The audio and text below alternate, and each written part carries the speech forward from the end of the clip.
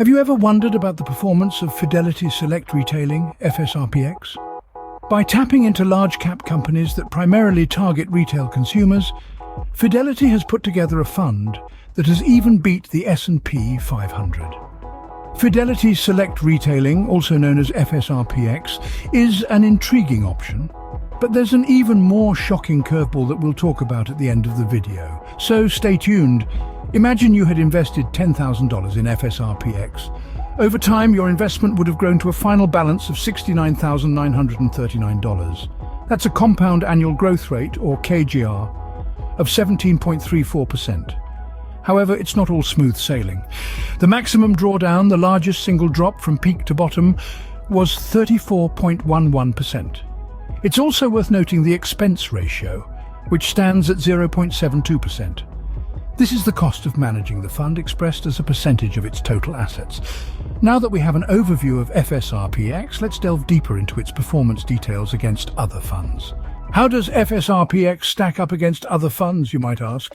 Well, let's delve right into that.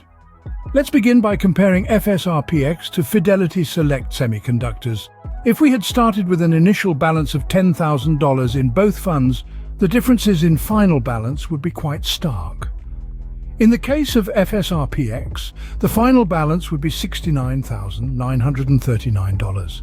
However, with Fidelity Select Semiconductors, the final balance would be a staggering $169,284. But it's not just about the final balance. We also need to consider the compound annual growth rate, or KGR. FSRPX has a CAGR of 17.34%, which is quite respectable.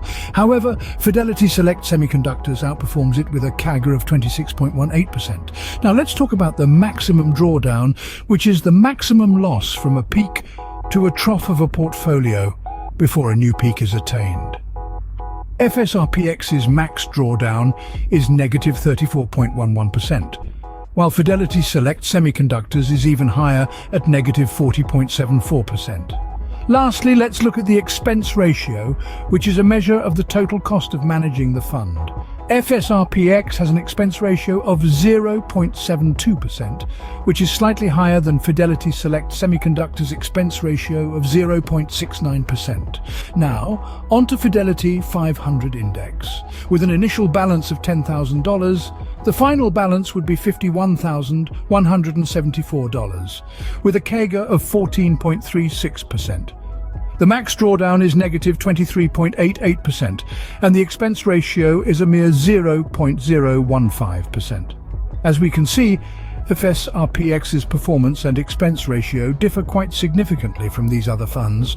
But remember, choosing a fund should be based on your individual financial goals and risk tolerance, not just on past performance. Expense ratio and dividend yield are crucial factors to consider when evaluating a fund. So how does FSRPX fare in these aspects? The FSRPX fund carries an expense ratio of 0.72%. It might seem a tad high, especially when compared to the Fidelity Select Semiconductors fund, or FSELCS, which boasts an expense ratio of just 0.69%.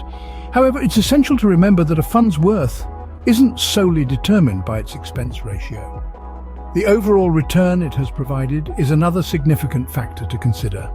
Turning our attention to the dividend yield, FSRPX offers a yield of 0.29%. Now, dividends might not be the primary reason for investing in this particular fund, but they do contribute to the total return, making them a noteworthy aspect of the fund's performance.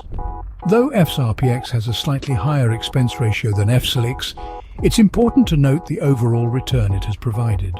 What if you had applied the strategy of dollar cost averaging to your investments in FSRPX? Instead of investing a lump sum all at once, you spread your investment out, and in this case, we'll invest $10,000 initially, plus an additional $2,500 every month.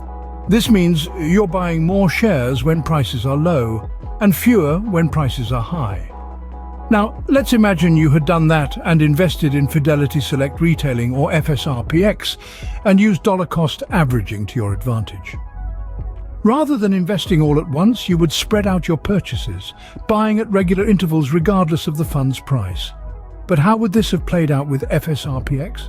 Well, with its compound annual growth rate of 17.34% and a final balance of almost $39 million if you invested over 40 years since 1986, that is quite the tidy sum. However, here's the curveball. If you did the same thing with FSLX, you would have had almost $90 million to your name, and that's with an expense ratio that's cheaper than FSRPX. But you would have had to stick it out through the maximum drawdown of 79.49% during the 2001 crash. In comparison, FSRPX would have had only a 45% drawdown during that same time period. So, dollar cost averaging could have significantly magnified the returns in FSRPX or whatever fund fits your investment goals. Subscribe and comment for what fund you would like me to deep dive into next, and happy hunting.